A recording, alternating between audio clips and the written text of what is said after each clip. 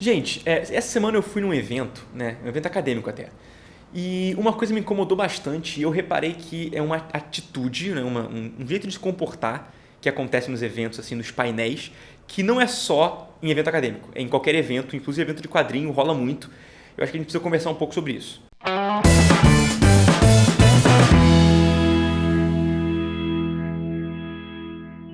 Fala galera, Rafa Pinheiro aqui e bem-vindos a esse vídeo que vai ser um debate sobre boas práticas em eventos de quadrinho. Eu já falei sobre isso antes aqui no canal, tá? Vou deixar o link aqui na descrição.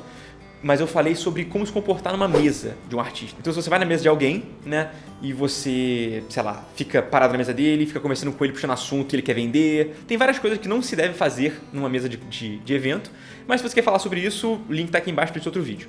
O que eu quero falar aqui, na verdade, com vocês é sobre painéis, tá? Então, para quem não sabe, painel são aquelas mesas redondas, tem vários nomes diferentes, né? Painel, debate, mesa redonda, palestra, enfim. Isso é uma galera que senta num palco, né, para falar para uma plateia, para um público, né?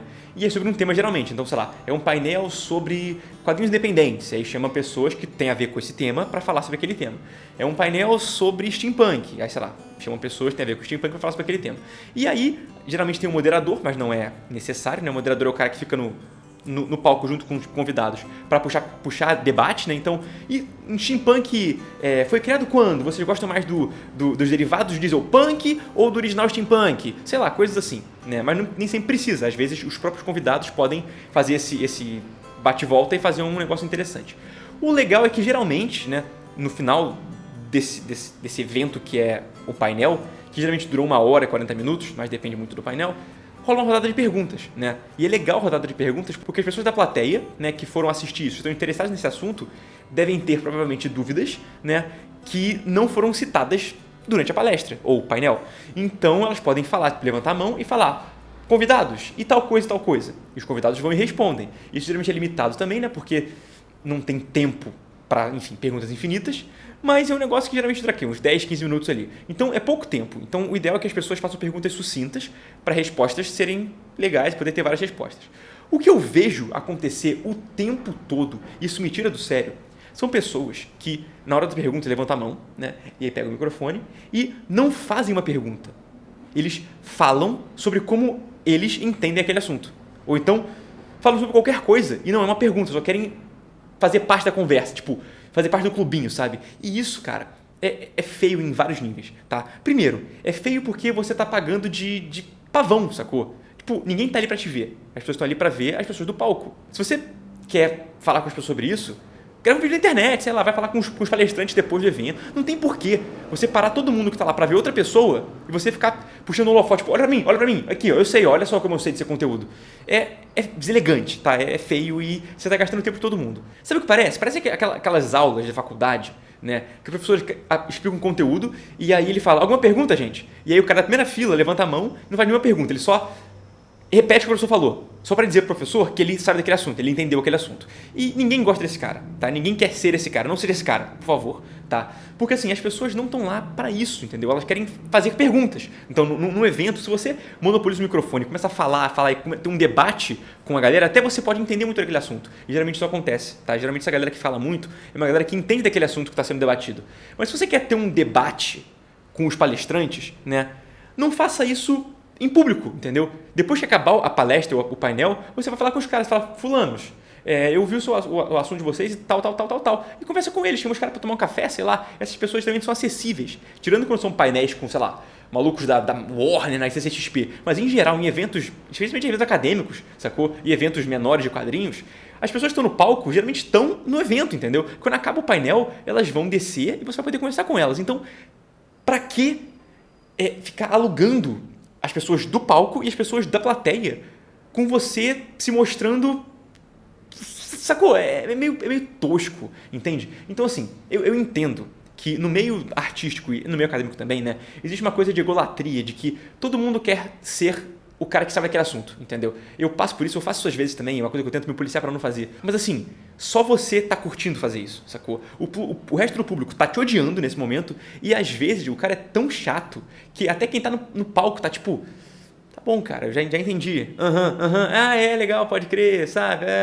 Os caras só querem responder perguntas e passar pra próxima, porque assim, como eu disse, o momento de perguntas é um momento curto, geralmente são 10, 15 minutos. Então, um monte de gente tem perguntas. Você está sendo um babaca de não deixar os outros perguntarem porque você quer dizer que você sabe aquela coisa, entendeu?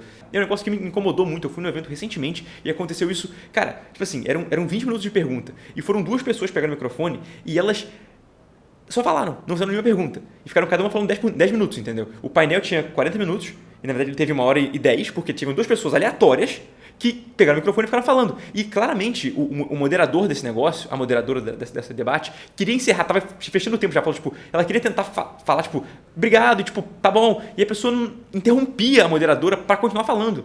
Brother, não façam isso, sério. É um negócio que as pessoas que estão ao redor ficam muito incomodadas. E com razão, sabe? Com razão. E aí você fala, Rafa, mas poxa, como é que eu vou ver esse cara de novo? Eu queria muito ter esse debate com ele. Eu queria muito ter a chance de conversar com esse cara e é só ele que eu tenho. Beleza. Sabe o que você faz? Você vai falar com ele depois do painel. Eu sou um cara que dá painel direto, tá? E eu já perdi um pouco de paciência com isso. Então, quando o cara começa a fazer perguntas muito grandes, se o cara fazer aquela pergunta enorme, que fica elaborando, e aí me dá o microfone responder, eu falo, tipo, é tal.